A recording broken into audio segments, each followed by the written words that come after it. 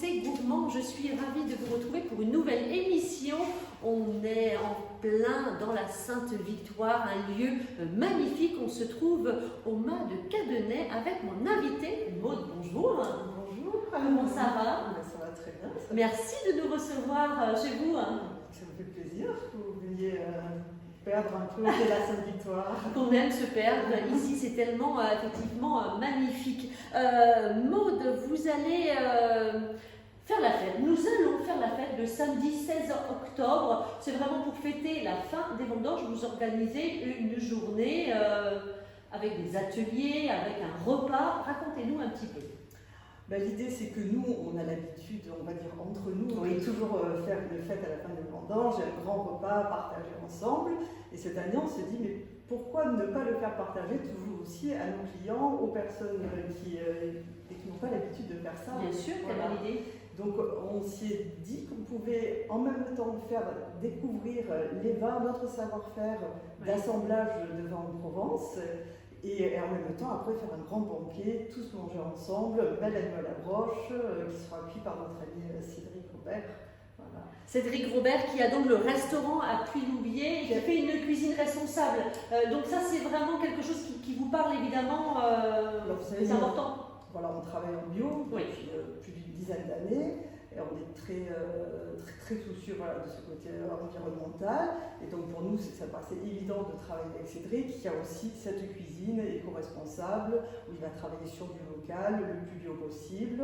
Et donc tout ça nous paraissait plus harmonieux, on va dire. On va revenir évidemment à cet événement de fin de vendange. Justement, fin des vendanges, il est comment ce nouveau millésime? Qu'est-ce que vous diriez? Alors, je dirais que ça n'a pas été le millésime le plus facile. Alors, qualitativement, ça va être superbe parce que justement, on a des très belles concentrations et donc on va avoir des très jolis vins.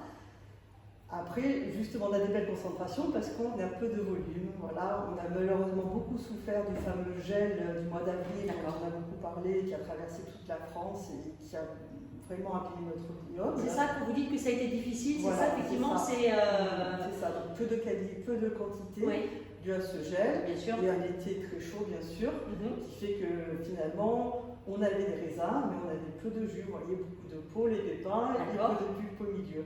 Mais d'un autre côté, donc une belle concentration qui va nous permettre d'avoir des très jolis vins, mais des volumes qui vont être un peu limités, voilà, un peu plus. Il faudra les acheter vite. Quoi, Oui. on n'en aura pas jusqu'à la fin de l'année. Le 16 octobre, on sera là, évidemment. Vous travaillez évidemment depuis toujours les trois couleurs de vin. Aujourd'hui, une prédominance, c'est un peu la tendance, le rosé. Alors vous allez me dire depuis des années, évidemment. Depuis combien de temps vous diriez qu'il y a cette tendance du rosé? Ça fait une bonne quinzaine d'années. Bonne quinzaine d'années déjà. Le rosé s'est installé vraiment comme une couleur.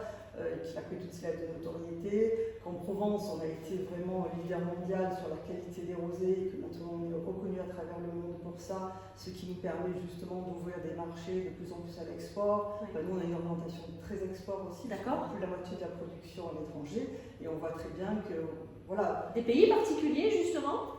On va dire historiquement l'Europe, bien sûr. Les États-Unis qui sont un marché important, avec les aléas qu'on a pu connaître, avec les taxes Trump, voilà, le Covid, tout ça, donc qui reste un marché très important. Et après des choses plus exotiques, un peu d'Asie, un peu de Russie, un peu d'Émirats, voilà. Mais un peu à peu près de partout dans le monde. Alors la famille Négrel, c'est évidemment depuis 1813, vous êtes installé ici. Vous m'avez dit, vous êtes la 7e génération déjà. Absolument, avec mon incroyable. frère Mathieu, voilà. Avec qui vous travaillez aujourd'hui? Absolument, avec qui je partage la direction du domaine. Et notre allié s'est installé sur ce domaine qui existait déjà, parce que les vignes du Mas de Cadenet étaient là avant nous. Notre famille le conduit depuis 1813. Et on est ravis d'être encore là et de continuer, et avec beaucoup de passion, beaucoup d'engagement, et on verra si le vin suit, on ne vous oblige en rien. Vous, qu'est-ce qui vous a donné envie justement de reprendre le domaine avec votre frère? La passion, j'imagine. La passion, je pense qu'on est né dedans, on a grandi dedans. Alors vous savez, après on est allé faire d'autres études, on nous a un peu poussé à aller voir ailleurs, mais finalement on y est revenu. Oui, puis avec d'autres compétences aussi, j'imagine. Complémentaires, voilà, Oui, qui c'est nous ça. apportent, voilà, qui permettent justement d'enrichir le domaine de tout ça, mais avec un fondement qui est vraiment l'attachement à ces vignes, à ce terroir. Ce terroir si particulier, hein, justement, parce que je le disais, on est en face de la Sainte-Victoire, donc ça forcément c'est un terroir, comment on pourrait le définir justement? Alors, il y a une définition qui est très nette, puisqu'on fait partie de la grande appellation de Côte de Provence, mais on est ce qu'on appelle une dénomination de terroir, Sainte-Victoire. D'accord. Donc, c'est ce qu'on appelle une sous-appellation, c'est-à-dire un terroir particulier dans l'appellation. Et donc, on a des critères essentiellement qui sont le sol, voilà, qui est très caillouteux, où on bénéficie des éboulis de la Sainte-Victoire, donc qui apporte cette fraîcheur, cette minéralité. Il y a un climat qui est particulier, puisqu'on est encerné d'un côté par la Sainte-Victoire, de l'autre côté par le mont Hérolien et la Sainte-Baume, qui nous coupe des entrées marines, et qui fait qu'ici on a un climat très frais la nuit, très chaud l'hiver, de belles amplitudes thermiques, vous voyez, et un encépagement qu'on a voulu plus particulier, justement, pour exacerber ce terroir, avec beaucoup plus de grenache, de syrah, de cinsault, qui rentrent dans les assemblages. Votre papa Guy est toujours évidemment dans le domaine. Qu'est-ce qu'il en pense justement? Il a toujours son œil. Qu'est-ce qu'il vient vous apporter? Il nous apporte son expérience, et ça c'est toujours un atout incroyable, hein, d'avoir l'œil d'une personne qui a vu tant de millésimes passer avant, voilà, et qui vous dit toujours ah oui, mais quand même ça va aller comme ça va plutôt se passer comme ça. Donc oui, il a la connaissance. Voilà, il a la connaissance du terrain, on peut dire. Exactement, du terrain.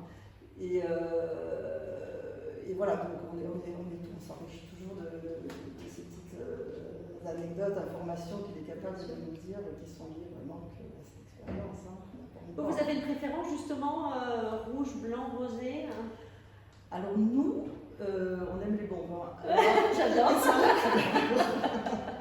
Non, on est très attaché à toujours faire du rouge et du blanc, parce que historiquement, le domaine a toujours une certaine connaissance sur ces couleurs aussi, et qu'on aime les travailler, on aime les vérifier.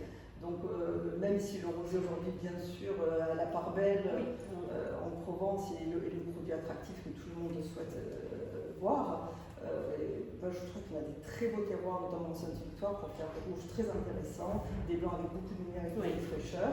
Et donc, ça serait vraiment dommage de ne pas en profiter.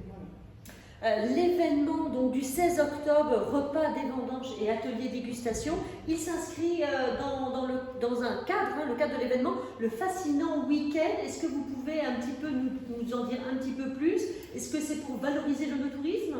C'est un peu ça, en fait, c'est pour faire venir les gens dans les domaines, découvrir les domaines. Donc il y a un label qui s'appelle Vignobles et Découvertes, qui est géré par Atout France, qui est un organisme de promotion, et qui est à travers toute la France, proposé aux domaines qui font partie de ce label Vignobles et Découvertes, de créer des événements un peu atypiques sur le domaine, pour faire venir les gens sur des thèmes un peu différents, que juste venir déguster le domaine ou faire la simple visite dégustation.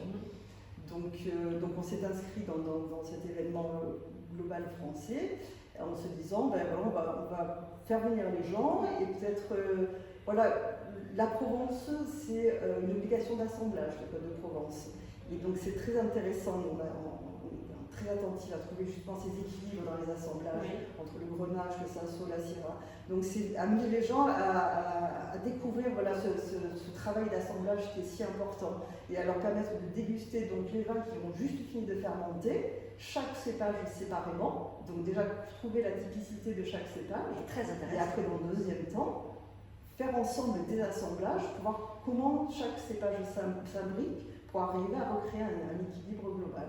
Donc c'est vraiment leur faire découvrir nos secrets de fabrication. Alors peut-être qu'il y a une personne qui va venir, qui va s'inscrire à ces ateliers du 16 et on va peut-être découvrir un super assemblage. Mais bien sûr, peut-être que ça sera le futur assemblage du Mas de Catena. Ça serait bien évidemment, c'est hyper atypique et génial évidemment. Donc Donc, venez fêter la fin des vendanges le 16 octobre au mât de Cadenet. On compte sur vous, évidemment. Atelier dégustation, un repas champêtre comme on les aime. Absolument. Avec beaucoup Simplicité, on l'aura compris, avec évidemment beaucoup de gaieté également. Exactement, juste pour le plaisir de fêter ensemble cette fin de vendange avant de s'enfermer dans cet hiver rigoureux. Ben super, alors, on sera là, vous pouvez compter sur nous, c'était notre coup de cœur de la semaine. Maud, merci beaucoup de nous avoir reçus dans votre domaine. Merci à d'être venu jusqu'ici. On vous laisse parce que nous on va trinquer. À très bientôt dans ces gourmands. Ciao ciao.